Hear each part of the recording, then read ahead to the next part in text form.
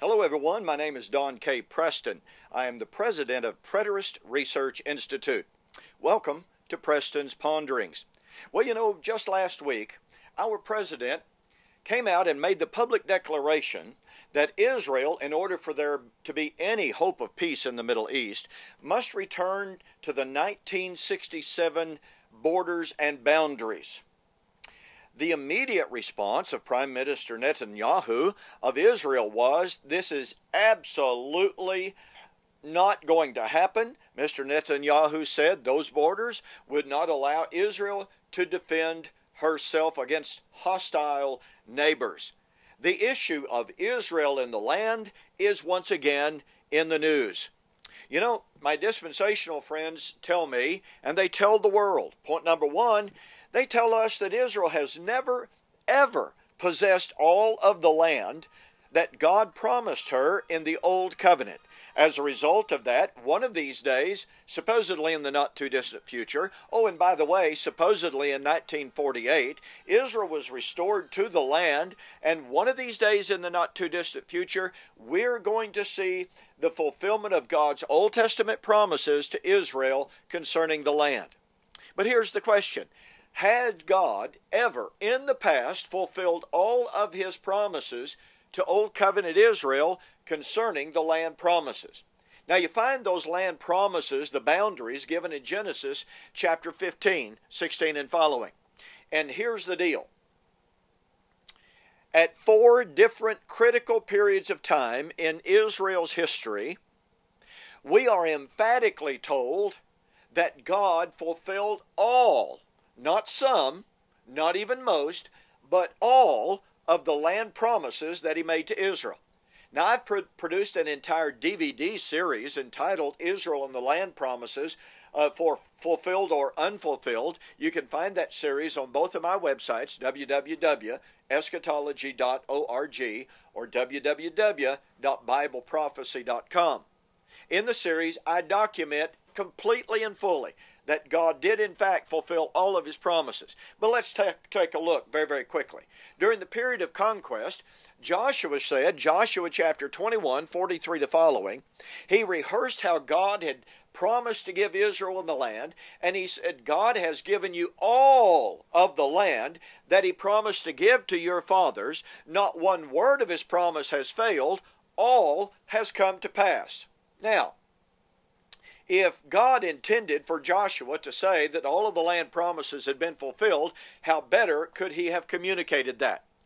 Point number 2, during the period of the United Kingdom, under David and Solomon, in other words, Solomon, it says, 1 Kings chapter 4, 20 and 21, Solomon ruled over all of the land, and watch this, it gives the boundaries, well no actually it doesn't, it gives larger boundaries than those listed in Genesis 15, and said that Israel dwelt in peace, ruled over her enemies, none of her enemies remained, every man dwelt under his own fig tree, which was a way of saying prosperity dwelt throughout all the land. But the point of being, at the period of conquest, God said He gave Israel all the land. Point number 2, at the period of the United Kingdom, God gave Israel all of the land. Now watch this, point number 3. After the 10 northern tribes went into Assyrian captivity, and after the 2 southern tribes went into Babylonian captivity, God brought them back into the land. He gave the decree for them to rebuild the city and the temple. Nehemiah chapter 9, 13 and 14 tells us this. Nehemiah rehearses their glorious history, and he says that God made a promise to Abraham to give unto him and to his descendants the land of the Perizzites, the Hittites, the Jebusites, and he names all those ites. And now watch. He says, you have kept your promises, for you are faithful.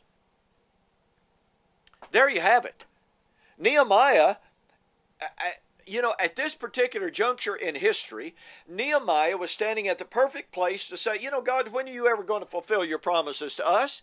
We didn't get it during the peaceful time of David and Solomon. We haven't gotten it at the time of the conquest. We've never gotten it. And here we are, but we've been in captivity, and now we've come back, and we still don't possess the land. Lord, when are you going to keep all of your land promises to us?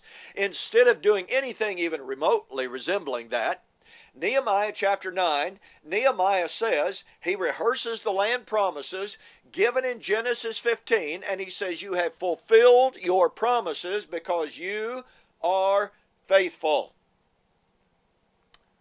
There you have it. Point of fact is, God kept his promises to Israel about the land, all of the land. There is no question about whether or not God had kept his promises. You know what? There are no modern day land promises to Israel. Now, is it a very troublesome foreign policy, world peace issue about all of this dispute between Israel and her neighbors? It certainly is. No one's denying that. What I am challenging, what I'm asking you to consider, is that God's promises to Israel concerning the land were all fulfilled centuries and millennia ago. There are no current land promises made to Israel. For President Obama to suggest that Israel return to the 1960 boundaries may be challenging to Israel.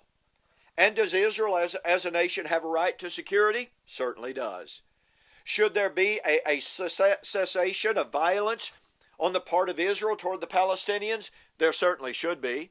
Should there be a cessation of the violence on the part of the Palestinians toward Israel? There most assuredly should be. There ought to be sought a humanitarian solution to the promise or to the situation that exists between Israel and her enemies surrounding her. But that solution should not be based upon misguided concepts and misguided claims. Number one, that Israel remains the chosen people of God. And number two, that God never kept his promises to Israel, and therefore that land still belongs to her. No, none of that is true. We need to seek for peace on a completely and totally different groundwork and foundation than what modern day Bible prophecy teachers are teaching. That land no longer belongs to Israel. It means nothing in regard to the Bible. I know that's shocking, but we'll have more on this. Thanks for joining me for Preston's Ponderings. We'll see you on the flip side.